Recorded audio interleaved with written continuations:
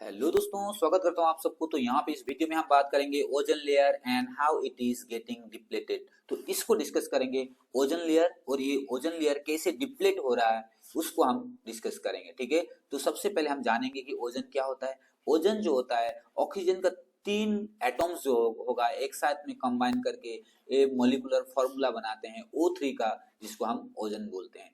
And ये ozone कहाँ पाया जाता है? ये ओजोन पाया जाता है सेकेंड लेयर जो होगा एटमॉस्फेयर का, दैट इज स्ट्रेटोस्फियर में पाया जाता है। अब ये स्ट्रेटोस्फियर अगर आप बात करेंगे, स्ट्रेटोस्फियर क्या होता है? स्ट्रेटोस्फियर जो होगा लगभग 15 से लेके 30 किलोमीटर का जो ऊंचाई पे जो सेकेंड लेयर जो है 15 से 30 किलोमीटर का जो रेंज में जो लेयर है दैट इज स्ट्रेटोस्फियर, उसमें ये ओजोन पाया जाता है। तो ओजोन देखिए, ओजोन क्या होगा? डेडली पॉइजन होते हैं, लेकिन अभी इसका बहुत ही बेनिफिट है हमारे अर्थ के एटमॉस्फेयर के लिए, क्योंकि ये ओजोन क्या करता है, हार्मफुल अल्ट्रावायलेट रेडिएशन को क्या करता है, सील्ड करके रखता है, यानी कि अर्थ के एटमॉस्फेयर में आने नहीं देता है।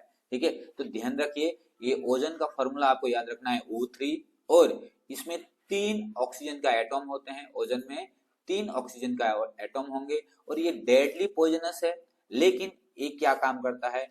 अल्ट्रावायलेट रेडिएशन को अर्थ के एटमॉस्फेयर में आने नहीं देता है। ठीक है, अगर मान लीजिए गलती से अल्ट्रावायलेट रेडिएशन अर्थ के एटमॉस्फेयर में घुस जाता है तो ये क्या करेगा?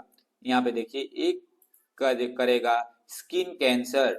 Skin cancer in human being करेगा। ठीक है, इंसान में, कोई भी जानवर में करेगा, है ना, ओनली ह्यूमन बीइंग नहीं बोलेंगे, दूसरा भी एनिमल्स बहुत सारे हैं, उसमें स्किन कैंसर कर देगा। ठीक है, याद रखिए, that is I am using the text book information. Text book का इन्फॉर्मेशन जो है ना बहुत अच्छी तरीके से दिया हुआ है, एनसीईआरटी का जो टेक्स्ट बुक। मैं आपसे रिक्वेस्ट करूंगा, आप पहले टेक्स्ट बुक को खत्म करिए, उसके बाद जो भी रेफरेंस बुक पढ़ना है आप उसको पढ़ सकते हैं, लेकिन ध्यान रखिए सबसे पहले टेक्स्ट बुक को कंप्लीट करने की कोशिश करिए। ठीक है, दूसरा, अब ये देखिए, ये कैसे ओजोन कैसे फॉर्म होता है।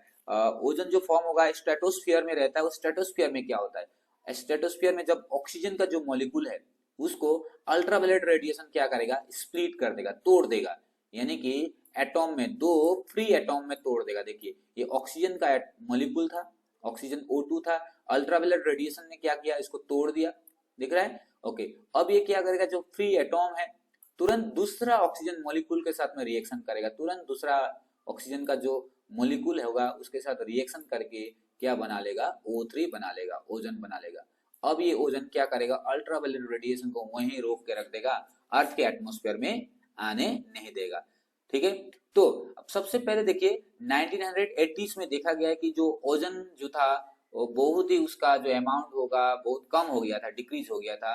और किसके कारण हो गया था? क्लोरोफ्लोरोकार्बन। जैसे क्लोरोफ्लोरोकार्बन के कारण क्या हुआ? ओजोन का जो अमाउंट था शार्पली डिक्रीज हो गया था, ये पता चला। उसके बाद में 1987 में क्या किया? यूनाइटेड नेशन इन्वायरमेंट प्रोग्राम ने कुछ फ्रीज कर दिया, एग्रीमेंट करके फ्रीज कर दिया सीएफसी का प्रोडक्शन को फ्रीज कर दिया, ताकि ओजोन लेयर को बचाया जा सके। ओजोन लेयर को बचाने से ही क्या होगा? जो हार्मफुल अल्ट्रावायलेट रेडिएशन जो है अर्थ के एटमॉस्फेयर तक नहीं आएगा।